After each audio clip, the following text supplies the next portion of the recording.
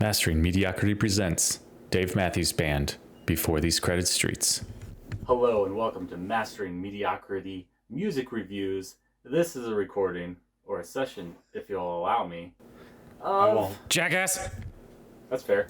But generally what we do here is we have an album that we have chosen, and we review it song by song on a scale of 1 to 10. Actually, 0 to 10, I think, is what we've officially used in the past. I suppose we could. I don't think anything's gotten really a 0 except for a couple of instrumentals or whatever. Yeah, but some interludes, if you will. Yeah, hardly counts. Yeah, so what do you have for us this week? Because it was your choice. It was. This week I picked Dave Matthews' Before These Crowded Streets. Yes, which it does not have a self-titled song in it. No, but they do use the phrase "before these crowded streets" in a song near the end. Yes, the Dreaming Tree. We will get there. Yes.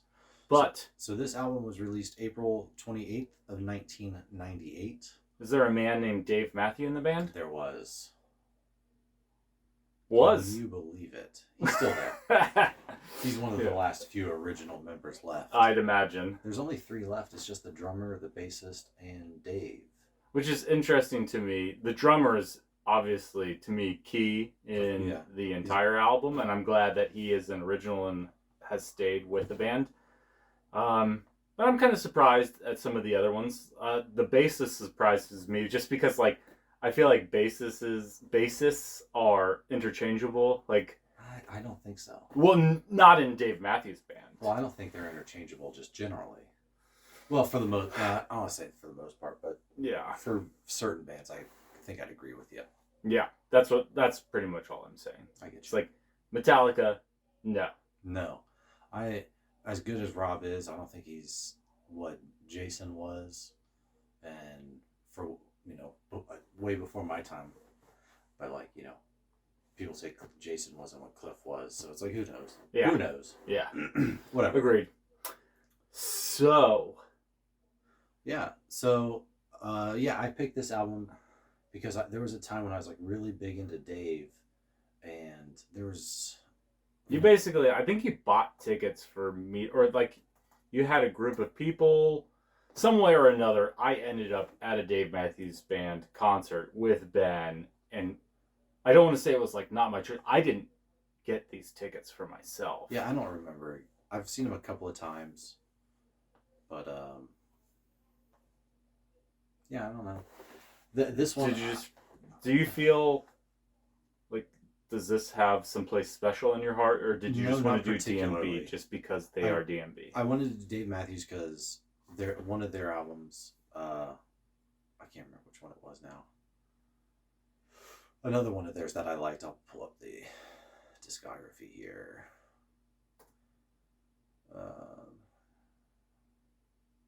Don't allow for too much white space. Under the Table and Dreaming. Okay. I follow him on Facebook, and it had been like the 25th anniversary or whatever of it being released. And so I was like, oh, cool. I'd like to do Dave Matthews. I was like, I don't know if I want to do this one or Under the Table and Dreaming. So I just picked another one that I liked that wasn't Crash, because not that it's like, oh, that's their big hit, but it is their big hit. There are at least two legendary songs on this album, though. Yeah, absolutely. That are I think go down. My favorite Dave Matthews song is on this album. Very good. Good to know. Let's get to it then. I want to give a preface. Okay. This is not historically my type of music. Yeah. Having listened to this album, you might give Dave another shot. I will. 1, give Dave another shot, and 2, I'm just gonna flat out say every song in this album, whether or not it got a 7 from me, besides the first one, already starts at a scale of 7 out of 10. Okay. So when you consider musical composition, capability, talent, vocals, everything that goes into Dave Matthews Band is 3 notches better than what an average band is capable of. I feel it. They've got so many instruments. They can do all sorts of different sounds and stuff. I just think range available to them. I think the complexity and like just the general level of musicianship that is present on this album, like you can't take one of these songs against some of the other songs that we've done and say that it is not musically superior, because it is. So my level is, I feel you. like, I'm just giving like a baseline. This entire album's impressive. I won't go too much farther. It's impressive. So you just gotta have, you like, if you listen to as much music as we do, like, you just have to be impressed by what they were able to do, what they're able to do as a baseline for a band. Yeah, so I just want to when put they're that out firing there. On all cylinders, they're really firing. Yeah, it's just, And there's definitely a song or two where they're fucking firing on all cylinders. Yeah, this is going to be interesting to go from here, because you are an aged listener of this band. Yes. To a degree, and like, yeah. And I'm obviously not unaware of them, but I've never specifically like taken time to listen to one of their albums, because I just felt like they were so ubiquitous that I was above that, which isn't even fair, because like I love Korn, which is just as ubiquitous, I'll say, and then Metallica and Godsmack. Like, I like all of these bands. Breaking Benjamin, like, they're great, and they're great for a reason. And we spoke about that last time. It's just like, why would you want to be the band that does like the little hoopy doopy music and it just never goes anywhere? Like, it's fun, but okay, sell out. Yeah, exactly.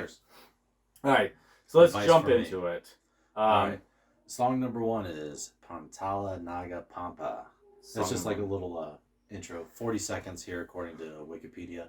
This is the type of intro I'm into. This kind of sets the tone. It's not like it's a good song. It's not like it's a bad song. It's just like a quick little jam, and then it goes into Rapunzel. So like I'm cool with like giving it this. It's not like a 0. Does this have any provenance though? I don't think so.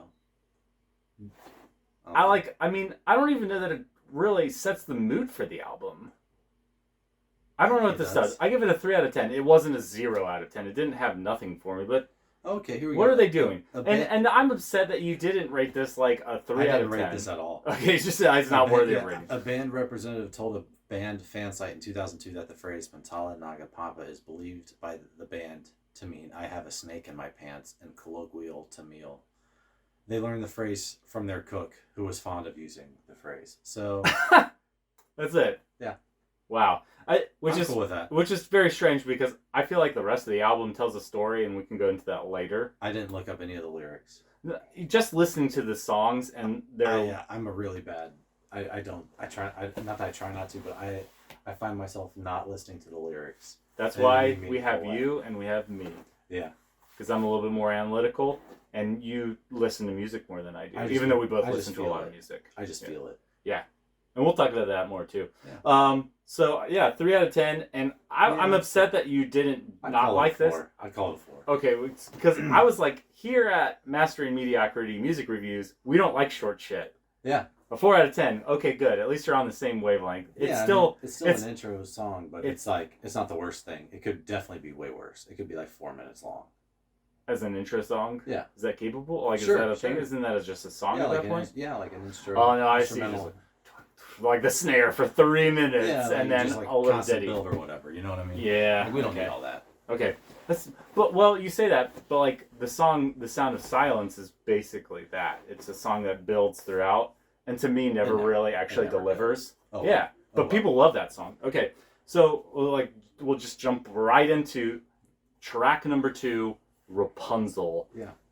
I'm going to leave it with you first. Right. I want to see how you, as the aged listener, like this song. Yeah, this was never a favorite of mine, but like it seems like it's like a Dave fan favorite. That's funny. Okay. It's the 22nd most played song live. I looked it up. Okay. And I've seen him a few times, and I've seen it live. It's got like those signature Dave Matthews vocal flourishes, where he does like that like high thing. That typical Dave sound. It's got like that college sound to it. Dave always to me sounded like college in the 90s. And kind of like Oasis and like Joker. That kind of alternative sound or whatever. Yeah. And I gave it a 6. It's not like a great song. It's not a bad song, but there's this quality to the 90s collegiate scene that is Dave Matthews Oasis, and Live. but there's this like kind of like hipster dance Yeah. music, and it's cool. Like, this is a unique sound, and I feel nobody calls Dave Matthews Band a grunge band. No, they call them. People call them a jam band. I don't see that. Yeah, But I do see that, but I don't see that. I think that they're more grunge than anybody's willing to admit. I don't think they're grunge at all. They have some songs, we'll get to it, that I think you could definitely rework as a grunge song. Oh yeah, if you change the way it's played and instrumentation and stuff. But yeah. it's so true even in lyrics and feel. And there's 2 songs specifically, and I think you'll be able to build the bridge with me. Wikipedia says Dave's genres are rock, jam band, jazz fusion, folk rock, soft rock, Oh yeah, funk rock. there's Indie a little rock bit and of there's a alternative fiddle. rock. I mean, there's a fiddle in Yeah. one of their legendary songs. Oh yeah, and also So- all their songs basically. Yeah, but I mean, in this one specifically. But all right, in any case, Go on. I liked this song a lot. And the way you say, like, it has the Dave flourishes, I put specifically, does anybody do Dave better than Dave? Nobody does Dave better than Dave. He has a uniqueness to a sound, especially just like that. He can go from low to high and then, like, stay there and ring the bell at the same time. That I don't know that anybody else does it the way he does. That's fair. Certainly not as good. I I'd say really that's like fair. it. It's a fun song. It immediately put me at ease. Just like I was walking the baby when I was first listening to it, and Yeah. I like just did like one of these. Like I couldn't help but like want to dance a little bit. Yeah, like this. There's a reason this is like the 22nd most played song. And they've got a lot of They've got a lot songs that are songs, popular. but, like, Yeah, this is a cool it's a song. good song. It gets you in the mood for Dave. This is the Nothing wrong beginning. with that. To me, this is the beginning of the story that he tells throughout this album, and this is like his meeting. I'm just like kind of throwing this out there because it will go different places, and it's like him meeting this person that he falls in love with. Yeah, starts fairly upbeat. Interesting. Okay, Up next, track number 3. the last stop. I'm gonna let you go first. Okay, so this one to me had like that distracting Egyptian Yes. sound to it. Phrygian yes. mode, musical mode. And the entire time, I felt like Dave was on the edge of an orgasm. Yep. And he just doesn't finish. And you're just like, Dave, finish! But Like, he does finish. yeah, but it doesn't give me the closure I Oh my God, need. you're I know that's killing weird. me. But no, the first time I listened to this song, I gave it a 5.5. That's terrible. Forgive me. Yeah. I'm The not. second time I listened to this song, I was like, this is actually a standout song on the album because it's the only place they do this. There are influences of other cultures in their other songs. I was Yeah. like, don't drink the water. I read. We know what's going on. This read one somewhere- is special. I read somewhere that, and for this album, he was like heavily influenced by like Middle Eastern music or. There's a Whatever you certain call it. like earthiness that permeates the album. Mhm. One song in particular we'll talk about hits that note exactly. But yeah, I can feel that. There's definitely something there that's just fusion, Middle Eastern fusion. Yeah. Okay. Yeah, like I said, that's the Phrygian scale, I believe, or not scale, Phrygian mode of it. Whatever. So wait, Neither how you. many songs are we in? We're at the 3rd track, which is technically the 2nd song. We'll Yeah, say. yeah. And already, I'm just saying, like, I can tell these songs are going to be a little bit too long.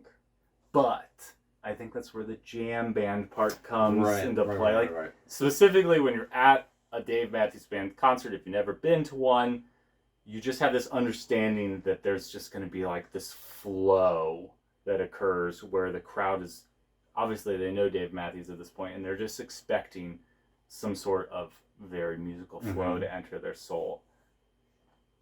Yeah. You're either able to naturally tap that side of you, or you are probably chemically influenced. Mm-hmm. And it's a lovely place to be. Mm-hmm. Yeah. I enjoyed my time. So you said you Listening to gave them. this a 5. What'd you? 0.5. And then what'd you end up giving it? It's an 8. Okay. This is a special Okay. song on the album. Interesting. Where are you at on it? All right, this is probably my favorite Dave Matthews song. Wow. So it's like a 9.5. Your favorite? My favorite Dave Matthews song. Okay. It has been, and it has been for years. It's not like, oh, I just listened to this song. Yeah. Like, this is my favorite Dave Matthews song. To me, it's just... It's different than pretty much every other Dave Matthews song. And the but tension, not. But like, so like in this... The texture, So yes. in this mode, this musical mode, there's a lot of tension between the root of that mode. In this case, what is it? This is the last stop. However you want to look at it, because I'm pretty sure he plays this song a half step lower. So I'm pretty sure it's even darker. Not even that. It's I don't think he ever goes into a point where it matters that much. I mean, he might play a few open chords or whatever, but like I'm pretty sure you could call it a like musically like by the fucking hertz or whatever, the actual frequency. It's like really. I want to say it's like an F minor, or I'm sorry, an F sharp. F sharp minor or F sharp major or whatever it is. But then like in that mode, you go up 1/2 tone, one semitone or 1/2 semitone or whatever it's called. So there's like a lot of tension between that first and second note of that mode. And they stay there during the verse. So they're building all this tension, this first, second, and then third, and then they jump up a little bit to like, I don't know, the fifth or something. But they like build this tension, and so when he hits that chorus and releases it, I'm always just like, hey. Yeah. So to me, like it's, I don't know, it's just like something really special. Yeah. And I've never seen him play it live, and I'm pretty sure he played it live the one year I didn't go see it. Oh. And I was just like, God damn, I'm never gonna hear this song played live. Brutal. Yeah. So. Wow. I love this song. I would not have expected this to be your favorite song on the album or in general. Yeah. But like I said, this song is special. It's something he explores this again later in Halloween. Mm-hmm. But this one has a bit like a more intriguing vocal range. Mm-hmm. Okay, I don't have much more to say. Like I liked it. Yeah. Like I said, it's an 8 out of 10. This is a very good song. I feel you. The first, man, just like this album. Okay. Okay. Let's just go. Track number 4. Don't drink the water. Don't drink the water. Right. So I'm gonna start. I heard about this song in high school, which is like when I first started getting into Dave. Somebody wrote a poem about it, and like not about it, but in relation to a or something like that sure. in like one of our creative writing classes or something like that. And I was like, "Don't drink the water." Like, is that like a reference to, like they would say, like if you go to Mexico, don't drink the water. Montezuma's Revenge. Yeah. And the guy was like, "Oh, I don't know," but like he probably explained. I can't remember who it was, but that was like my first introduction. That might have been like my first introduction to Dave, other than Crash. Everybody would Crash, when it was out. It was unmissable.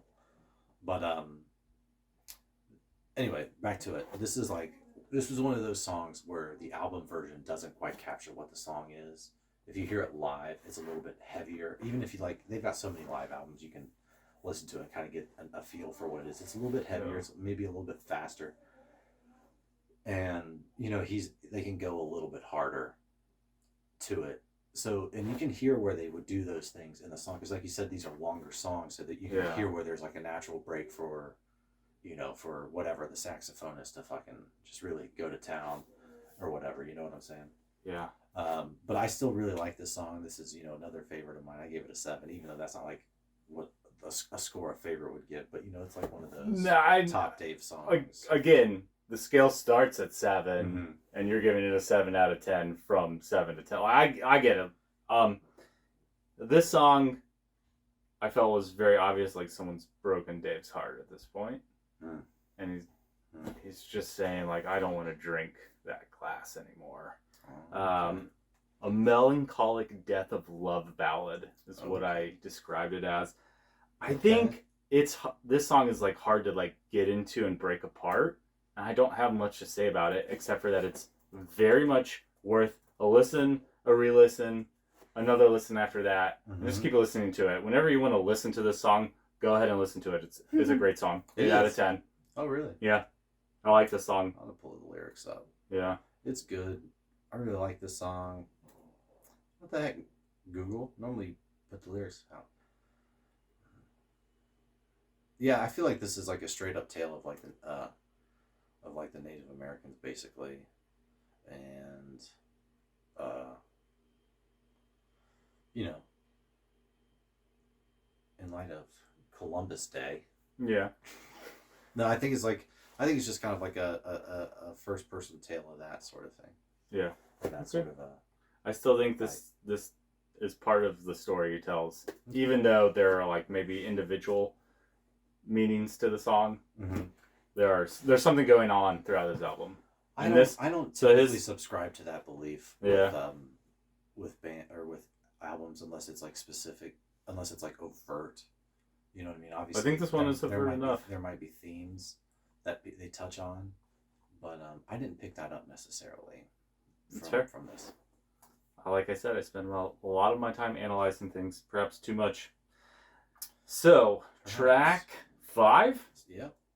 Stay. Wasting time. Go for it. Are we indeed wasting time? No, this is a good song. I give this a 7.5. I said, God damn, this is just one of those songs that makes me feel good. Can't help it. I'm going to bump this bad boy up to an 8. Really? Yeah, this song just reminds me of the end of the show. He's played this as an encore. And, Interesting. And I've seen him, and it just makes you feel like wish there was more to this concert. There wasn't. That's how I saw it. Like this was the last song. You're just like, God damn, man, hey, tell us to stay. It's gonna fucking like hang out, party, or whatever, and see you later.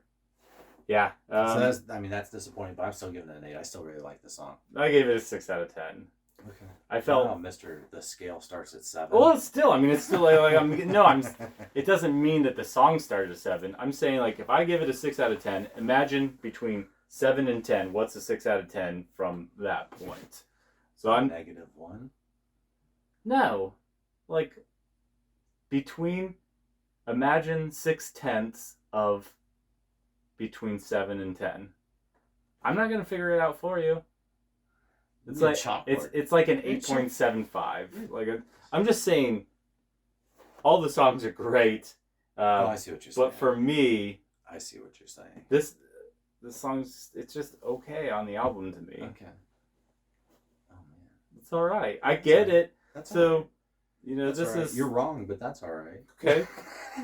Sure. I just don't care for it. I like darker Dave better. I like when he's not upbeat. I like when Dave's not happy. Okay. Because I think he writes more meaningful stuff. This one's just kind of like, oh, I'm going to hang around and love you. We're going to kiss and hug. I think of like a picnic, you know, let's just stay and kiss and we're under the sun. And like, yeah, okay, things are happy. That's great. That's a great place to be. The story you're telling. Yeah. Okay. But meh. Even though Don't Drink the Water seems like a really negative song to go right into a picnic. But is this song's not negative. It's very positive. Don't Drink the Water is negative. That's what I'm saying. Right into your positive picnic. Yeah. So this is like the recuperations of what a relationship can often be. So Rapunzel, this is the woman he meets, falls in love with. She's in an awkward place, but he's willing to try to get her anyways. Aren't we all? The last stop, they have a fight. Like, I don't owe you anything. I'm out of here. This is the last stop. Don't drink the water. He's telling other people, like, fuck, just don't go near this bitch. Yeah, just don't drink the water. And then they have a nice moment. And he's just, oh, I'm falling in love again. It's lovey-dovey. And then we get into track 6, which is... The Stone.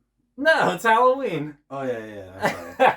I'm sorry. I'm sorry, I was looking at the wrong thing. So we're at Halloween.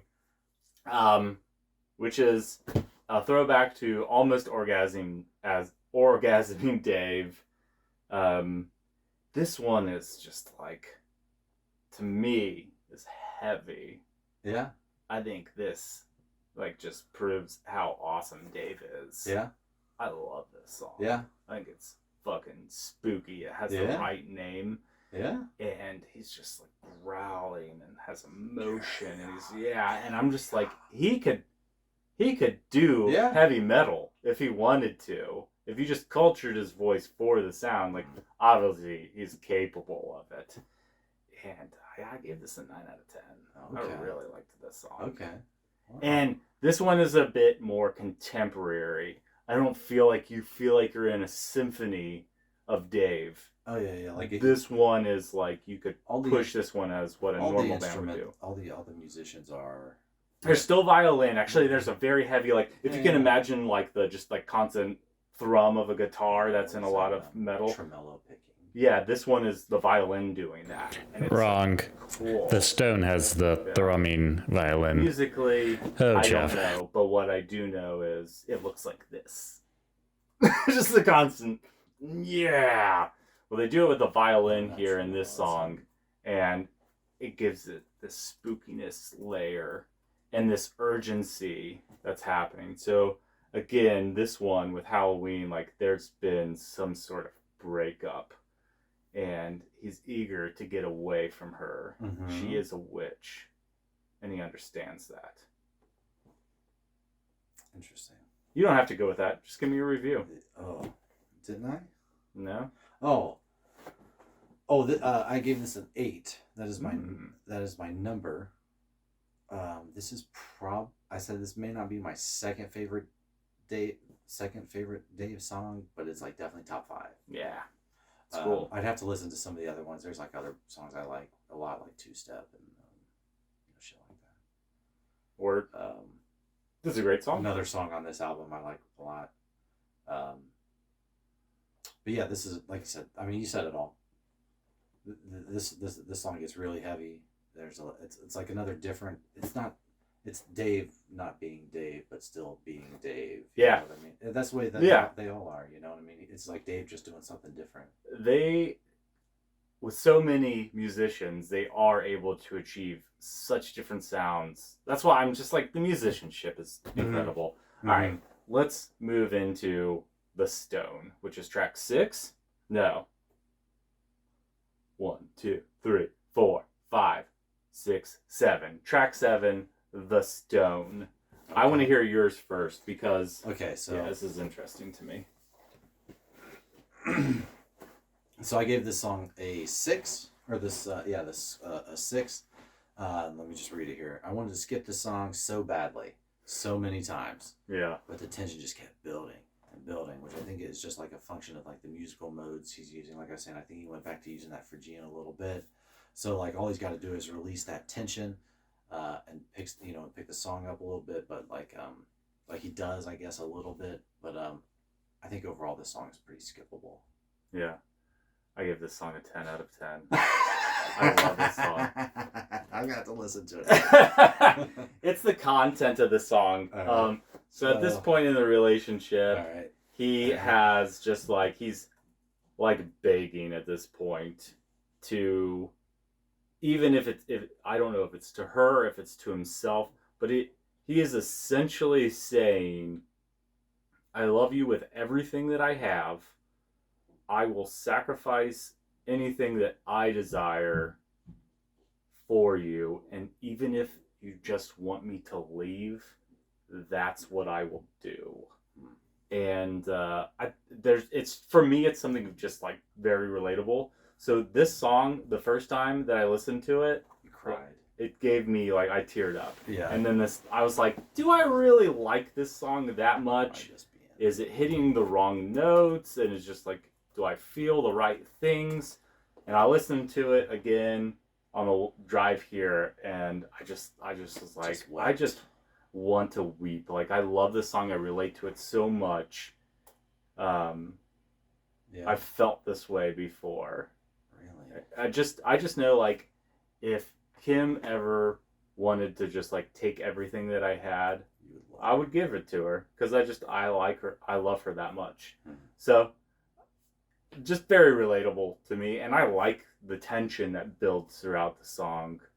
It doesn't have the Dave flourishes that you see. Mm-hmm. So it's not even just the way that I feel. I also like the music of this song. Mm-hmm. It's a little bit more direct than what you get, because there's not this variance that occurs where each instrument performs its like tonal capabilities. This song is more contemporary, melds together. They're looking for a singularity in here, a single sound, and it has the violin thrumming in it again. It's Dave, maybe not at peak His Dave. Daviest. Yeah, at his Daviest. He's going for a very particular sound, which is this urgency in wanting to tell someone that he loves them and understanding if he needs to go the other way, he will. And this song has like this Jekyll and Hyde feeling to it. So, if you didn't notice, slight technical difficulties, but we listened to it again, and I'm glad I did because I wanted to readdress this song. Yeah. Because I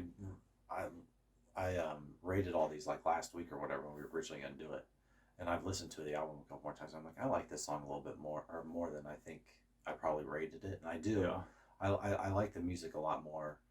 I know. I mean, I get what you're saying. I feel the story and everything. I read the lyrics while we were listening to it again and everything, and so I see what you're saying.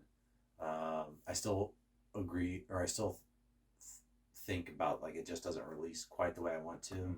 But it's got like a lot of musical similarities to another Dave Matthews song, Warehouse.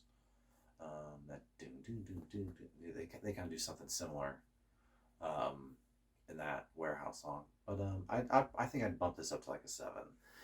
It just doesn't release the way I want it to. Yeah, that's just like the loveliness of music, is that there's a frequency capable of making you feel something. This one doesn't necessarily do that for you.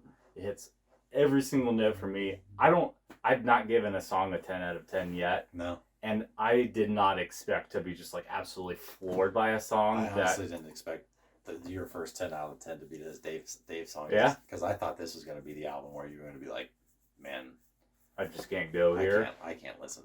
I listened to it, but this is one I just can't get into. I think you underestimate my ability to listen to anything and appreciate it. As long as it's like coordinated. I guess.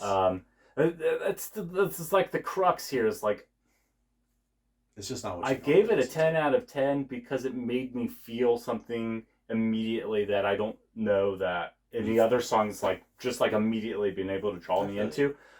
There's a song by Slipknot. I don't know that I'm forgetting the name, but it's about clearing the grave. Is like he's looking at a grave, and I think it's himself, in the song in retrospect. And like that song was really cool, but it wasn't to this level. Yeah, this one was special to me. Yeah, and it is weird because it's not Dave at his Daviest. It's not Dave Matthews Band. Dave Matthews Band at its DMBest. But it was just different. I liked it. And it hit the notes. I feel you. All the right ones. So, what do you want to go into next? Well, the next song I think is Crush. Crush. I want to hear your thoughts first. Well, I don't think there's any debate that this song is legendary. Okay. I mean, it's very popular. Yeah. In that sense. It was like, I think it was like Dave's like second big commercial hit, but I mean at the time I wasn't really into him, but this was like the second song of his that really kind of broke into my world or our world. Yeah. You know what I mean? So this one is cool to me because they really highlight a lot of the different band members. Everybody kind of like gets their own time. There's a flute in there that I don't think is it this song that has the flute? I have to double check my notes, but like I just know that everybody kind of gets their moment. The fiddle, I think, is in this song is the most prominent that it's been in the album. Like I don't think there's been a fiddle solo, and this one has a fiddle solo in it that's like mixed with they just for like a couple chords, they have some country rock distortion that combines with the fiddle, but otherwise this song has this like gentle like little with the guitar that's in it. It's very light, not distorted very much, but like just thinking about the same song. Crush. Yeah. absolutely. Listen to the song again.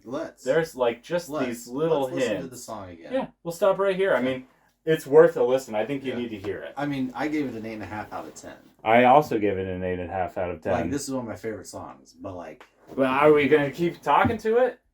Yeah, I mean, I think you... So here's the thing, because you've probably heard this song so many times, it melds. You already know, you've already formulated what you think of this song. You aren't listening to it brand new with this eye of criticism. Yeah. You see what I mean? So I was seeing this composition unfold. Right. And this song is very musically unique. Let's hear it. Yeah, let's go ahead and listen to it. We'll be back. You're really gonna have to like sync up these claps. We'll see. All right. So we gave it a listen. We are talking about the same song. Crush. There is flute. There is. There is a fiddle / country violin, however you want to view that. There is just the slightest amount of country distorted. It's the same instrument.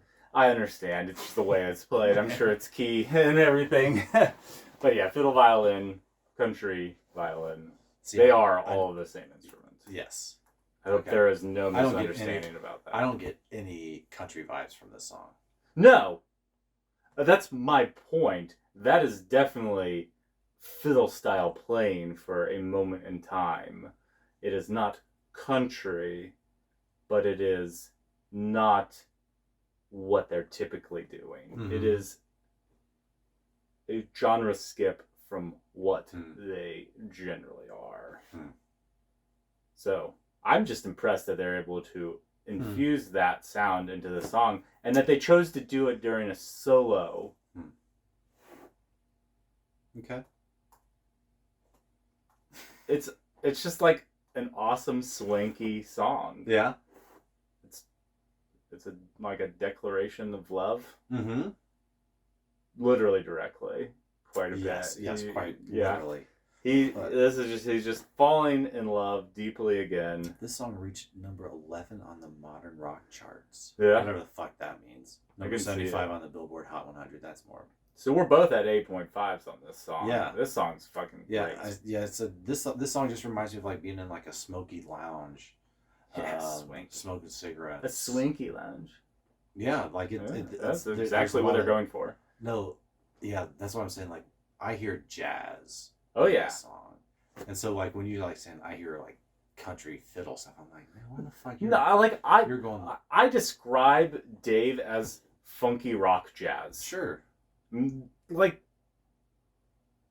lots of funk. Yeah. More rock than jazz, but jazz. Would you say he's alternative? Oh, I think you have to admit he's alternative. Yeah. Yeah. It's hard to like describe this song and how awesome it is. I think my score is like purely based on nostalgia, because I've always liked the song. I think it came up. It was popular at a time, you know, like you're in that like whatever year it was, 98. I don't know what year this was. That sounds about right. I don't even know if we had girlfriends at the time, but you know, it was just like one of those songs that came in at the right time, and so like you. It's on the radio all the time. Yeah. For the right reasons. Right, but not like Barbie girl reasons. Which is nothing wrong with Aqua. There isn't, but no, you know. Yeah. I think I stand by that, because it is like a really good song. It's like I don't know. I'm gonna say it's really different, but now I'm gonna say. Maybe it is different. It's a standout. Maybe Dave isn't what I think he is. Maybe he's not always like just that college Dave sound. Mm-hmm. You know what I mean? That ants marching or whatever. But I'd like to know who actually. Maybe I just need to get, or just accept that Dave does a lot of experimental things. Yeah. So this song was written by Dave. Yes. I'd like to know who like solely Dave composes this music. Oh, because if he's out there writing these lyrics and composing the music, then the dude's just an absolute genius. He's a genius without that. So that's why I'm saying, like, you can't put so many ducks in that basket. There's no way. Wikipedia doesn't specify. It just says, Dave's the writer. He's amazing. Yeah. I don't care what you say. I don't care if you don't like the music. I do.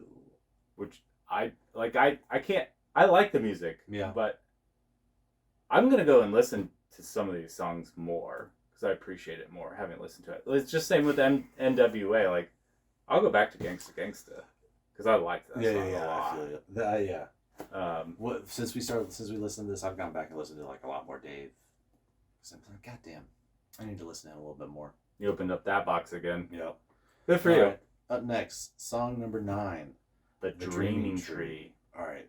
So if you don't mind, I'm gonna go first. Sure. I'm gonna tell you this is not necessarily my first impression, but after a few listens, I like rated this song a 4. Whoa. I was like, the song does nothing for me. Some of the lyrics, it's like it's talking about a daughter and stuff, and so that like tugs on like some of the emotion, like on the heartstrings, since like we both got daughters. Yeah. And I was like, but kind of what did I say? Talking about daughters sitting on their dad's knee kind of made this ice cold heart of mine melt or feel something, Yeah. But I said otherwise it's totally skippable. But I listened to it again earlier tonight, and I was like, this song's pretty fucking. This song's pretty good. I think Dave can do that to you.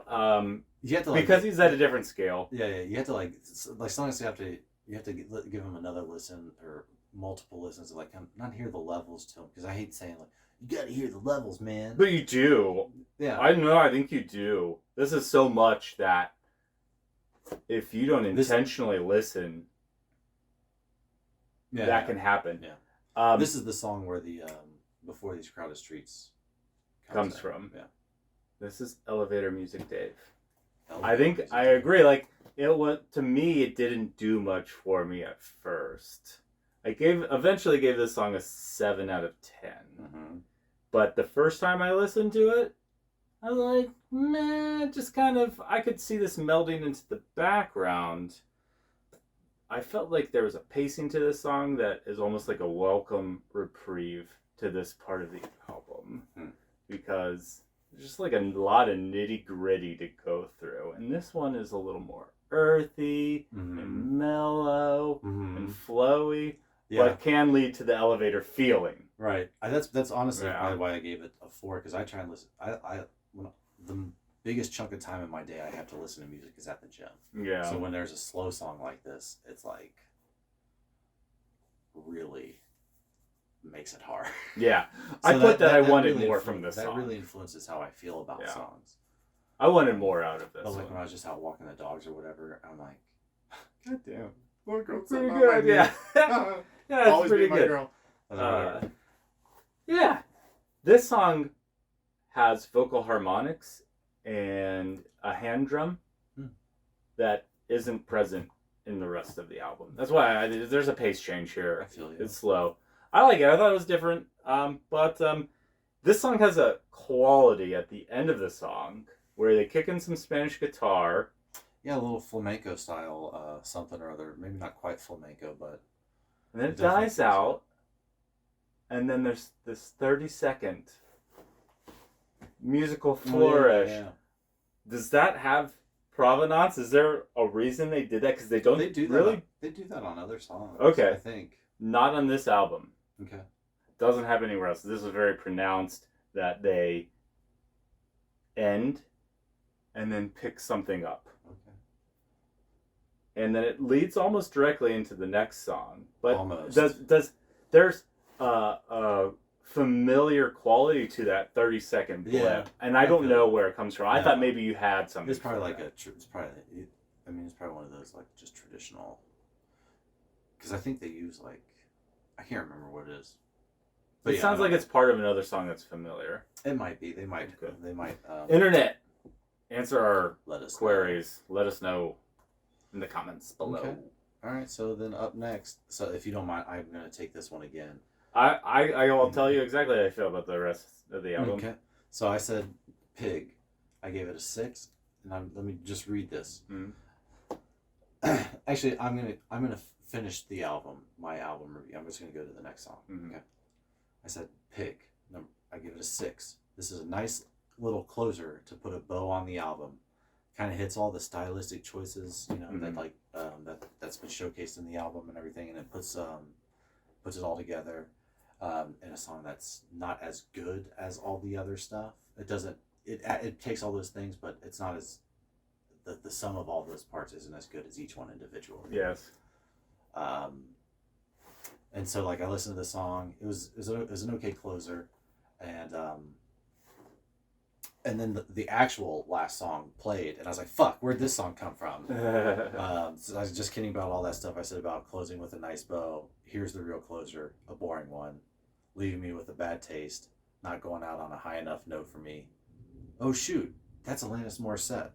All right, I'll give this song. It is Alanis Morissette. I was going to ask you, is that Alanis Morissette? Yeah, Alanis Morissette pops in. I had to. So that's how like my last I can't do that Pig song without going into Spoon, because like I thought Pig was the last song on the album. Okay. And so I was like really disappointed thinking it was the last song on the album. That Pig was? Yeah. Well, but yeah. Pig happens and I just shut off. I'm like, there's nothing exciting about this song. I've listened to it twice. Mm-hmm. Maybe that's not enough. Like you said, you kind of have to unravel some levels. Yeah, but I mean, I still gave it a 6 or whatever. But 5 out of 10 is where I'm at, because like then I kind of thought at first the Dreaming Tree was the elevator song. Pig is the elevator song. So just like average Dave doing kind of Dave, but there's just like nothing that hits. I feel you. Okay. I'd say maybe it does. It What do you think about Spoon? Okay, well, here's what I wanted. Wait, what score did you give Pig? 5? 5 out of 10. Okay, let's hear So Spoon, here's my problem with Spoon, is that music in general has ruined some words for me. And Spoon is one of them. Spoon is one of them. What do you think that reason is? Spoon Man. Okay, yeah, but what is Spoon Man? It's a guy doing heroin. Okay. So the word spoon in general, I just instantly go to heroin. I go to drugs. Okay. And I don't even know if that's what the song is about. But I can't imagine someone is candidly speaking about a spoon. They say something about stirring up my coffee with it. Yeah, I didn't look the lyrics up, but this isn't like a thing. Yeah, thing for me. But spoon and spoon, stirring my coffee, I thought of you and turned to the gate, and on my way came up with the answers. I scratched my head and the answers were gone. Ugh. Well, maybe I'm a little crazy, but laughing out loud made it all right. Maybe you're a little crazy, but laughing out loud makes it all right. When you say it like that, it doesn't sound as cool as Dave says it. Getting a straight read like this doesn't really help anything. Yeah, you gotta do, like, there's, I believe there's some... everybody. I think is this the song that has, like, some skit, scat, scoodly doot type stuff? I don't know. I think this is the song that does that. And if it's not, it's Pig, and that's where I'm just like, what is happening? But then there's a Fleck of Bela Fleck and the Flecktones. Has a guest appearance on this song. Okay.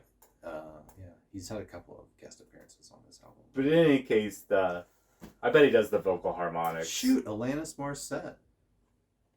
Really? Had a guest on "Don't Drink the Water" too. How about that? Really? Yeah. How about that? I didn't know the single female voice, but I think just Dave is just so impressive in that song. We probably just weren't focusing on it. But there's a very obvious female voice in the last one, and I knew him instantly. It was like, I know this voice. Yeah. I'm just not pinpointing it right now. I knew it was a major voice. Yeah. Alanis Morissette makes sense. Yeah. But beyond that, it's still not a memorable song on the album for me. I gave it 4. Really? Yeah. To me, it was just another 5. Oh, I said I gave it a 5 for the surprise Alanis Morissette. Yeah. It's just like another elevator song to me. Yeah. All right. Okay. So what'd you think about this thing overall, big guy? The album in general. Yeah. I don't think I can give it less than an 8. Wow. It's an 8 that I'm not going to listen to very often. It's going to be like my champagne. Okay. I have champagne once a year, and I enjoy it very much when I have it because it's special then. I feel you. Whereas, bands like Grand Magus is almost a daily a thing. daily thing. It's my coffee. Yeah. Grand Magus is my coffee. Dave is gonna be my champagne. I feel you. And I just don't know how you can listen to a bunch of music and say this is bad. Of everything we've listened to, this is definitely the most musically proficient. You were pretty snobby. Yeah, you can be snobby about this, but if you respect music, I don't think you can give it a low score. Yeah, that's just me. Yeah, what do you give it? I gave it a 7.5. Wow, which is like surprising. Yeah, I am surprised by it. What did I say? I said the album starts off really strong. Some of my favorite Dave songs are on this, of course. But like the last 5 songs are really fucking hard to work out to. Yeah, and that's what mostly you're doing now. Yeah, I can see how you don't give it that high of a score because it's part of your like musical repertoire. You're not putting it on. I put it on a pedestal even before I started listening to it because I saw them live and I know how impressive they are. Like the sound that they're able to create is certainly better than anything that we've reviewed, except Rock the Night. Except Rock the Night. I don't believe that at all. But it was a great song. I know you gave it a 10 out of 10. Yeah. The first 5 songs I could like work out to them. Last Stop gets pretty heavy. Halloween gets pretty heavy. Yeah. The Stone. Yeah. No. But like the back half is like pretty good background music. Yeah. There's something has to be background music and. Not every single one of your songs is going to be a hit. There's very few bands that have done that. I'd like to find the Beatles. I'd like to find one. Did you ever hear that joke? I wish it's a meme. It's like I wish I had a time machine so I could go back in time and tell the Beatles they suck. Cheers, mate. Cheers, mate.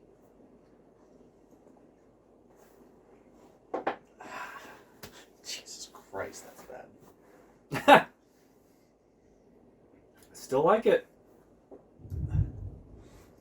Thunder. The thunder rolls. All right. Brooks sues us. So, just real quickly, we have typically nominated albums that we thought of. Most of them, I think we knew we were going to like. We've had a couple Hail Marys. At least I know NWA's was like a Hail Mary. I thought this was a Hail Mary. I thought this would be a Hail Mary. Oh, it was great. It was great. Yeah. Well, I just know Dave's not your style. Yeah, I hear you. Yeah, but I like music, it was easy to relate to. Yeah, same with NWA, honestly. This is going to be the final nomination unless you just insist. I think that's how we're going to... If we insist on there's an album that we definitely want to do, go ahead and insist. Moving forward, we are going to hopefully implement a roulette wheel. I think 4 albums that I nominate, 4 albums that you nominate. I don't think so. You don't think so? How do you think we should do it? I mean, I think there could be... Obviously, there are going to be albums that we nominate, and everything is going to be nominated. I see your point. We're not going to have a formulaic set of 4, but I think there needs to be 4 that formula. I think we could do like, what are the top 4 albums, the Billboard albums of the month or of the week, or you know what I'm saying? Like, it won't be static. Right. But it may be the same week after week for quite some time. Right. But I think music moves around quite a bit. Right, or like maybe even like what are the top 10 Billboard songs this week? And of those 4 we use now. Yeah, or whatever, I want there to be things on there that we wouldn't go after. That we would never go after. I don't want to say never go after. Well, I mean, not that we wouldn't, but like we would never know about some of these things, you know what I'm saying? Yeah, I hear you. Like things that I like neither one of us have a say in it. It's just like, hey, we're going to pick, or we could just do like, hey, song number 37 on the top 100 Billboard. What album is a roulette within a roulette? Yeah, like what album is that on? Yeah. Just go for it. And then put that on the wheel, and then give it a spin or whatever. You know what I'm saying? I like it. But in any case, it's going to be a little bit more chancy. Yeah. I think it just kind of helps us not dictate so much where this goes, because I feel like we might get into a musical rut, if that makes sense. Yeah. Because there's still, even between like NWA, DMB, we've still really only kind of like looked at extremes.